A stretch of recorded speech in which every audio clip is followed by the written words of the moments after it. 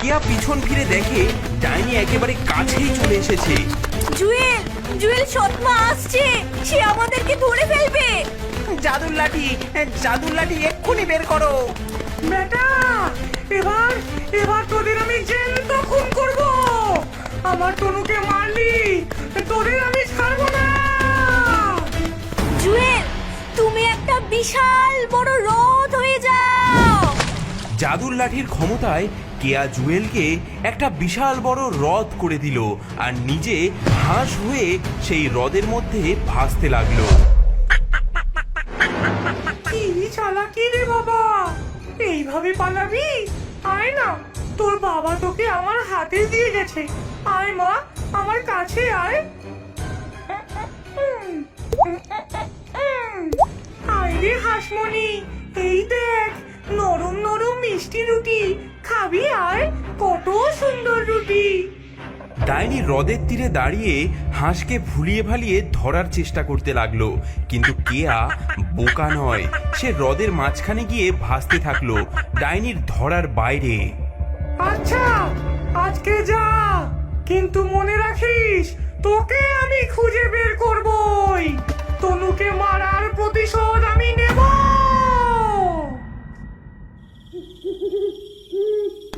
সন্ধ্যাবেলা সেই ডাইনি হতাশ হয়ে বাড়ি ফিরতে বাধ্য হলো, কিন্তু মনে মনে প্রতিশোধের আগুন জ্বলতে থাকলো তার। এদিকে রাত নামার পর ধীরে ধীরে জুয়েল আবার মানুষের রূপ ধারণ করলো। কেয়াও হাঁস থেকে মানুষে পরিণত হলো। অনু, তুমি ঠিক আছো তো? আমার তো ভয়ে প্রাণ ওষ্ঠাগত। হ্যাঁ, ডাইনি চলে গেছে, কিন্তু আবার আসবে সে। আমাদের আরো দূরে চলে যেতে হবে। তখন কেয়া আর জুয়েল আবার মানুষ হয়ে সারা রাত হেঁটে চলল। তারা জানে আর একবার ডাইনির হাতে পড়লে তাদের বাঁচার আর কোনো উপায় থাকবে না।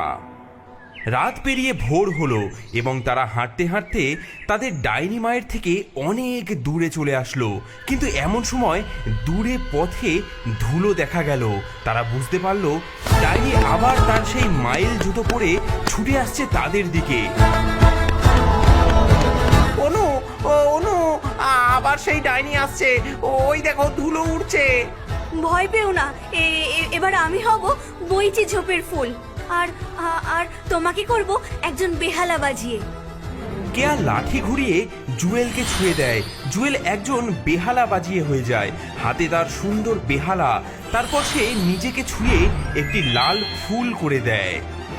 কিছুক্ষণ পরে লম্বা লম্বা পা ফেলে ডাইনি এসে দাঁড়ালো বেহালা বাজিয়ের সামনে। সে ইতিমধ্যেই টের পেয়েছে যে ফুলটা আসলে কেয়া। এই বাজনদার, ওই ফুলটা আমাকে তুলে দিবি? তুমি তুলে নাও না, আমি তো বাজনা বাজাই, ফুল দিয়ে কি হবে আমার? ফুলটা যে কেয়া ডাইনি সেটা জানতো। সে ভাবলো ধরি এবার এই শয়তানিকে।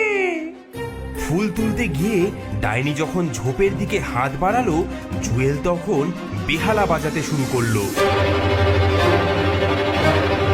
এমন এক সুর যা শুনলে পায়ে নাচ ধরে। আমার পা, আমার পা আপনা আপনি নাচছে। এই, এই থামা, থামা এক্ষুনি। থামা, থামা রে। জুয়েল বেহালা বাজিয়ে যায় আর সেই ডাইনি অনিচ্ছা সত্ত্বেও নাচতে থাকে।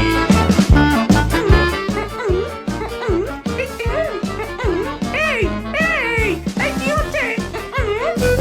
বাজনা শুনে নাচ হচ্ছে, তা হোক, আর একটু জোরে জোরে বাজাই। হ্যাঁ, যত জোরে জুয়েল বাজায় ডাইনি তত জোরেই নাচতে বাধ্য হয়। ঝোপের কাঁটায় তার পোশাক ছিঁড়ে যেতে লাগলো, পা থেকে রক্ত ঝরতে লাগলো, তবুও সে থামতে পারে না।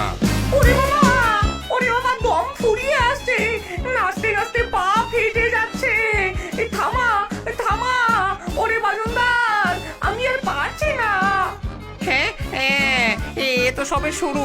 নাও নাও, আরো আরো জোরে জোরে বাজাই। হ্যাঁ, জুয়েল বাজনা বাজানো থামালো না। শেষটায় নাচতে নাচতে ডাইনি পড়ে মরে গেল। তার চোখ উল্টে গেল, মুখে ফেনা উঠল। বহু বছর ধরে জমানো পাপের শাস্তি পেয়ে মাটিতে লুটিয়ে পড়ল সেই ডাইনির দেহ। জুয়েল বেহালা বাজানো বন্ধ করে কেয়া আবার মানুষের রূপে ফিরে আসে। তারপর তারা ডাইনির জাদুর ছড়ি আর জাদুর মাইল জুতো পরে চলে গেল দূর দেশে।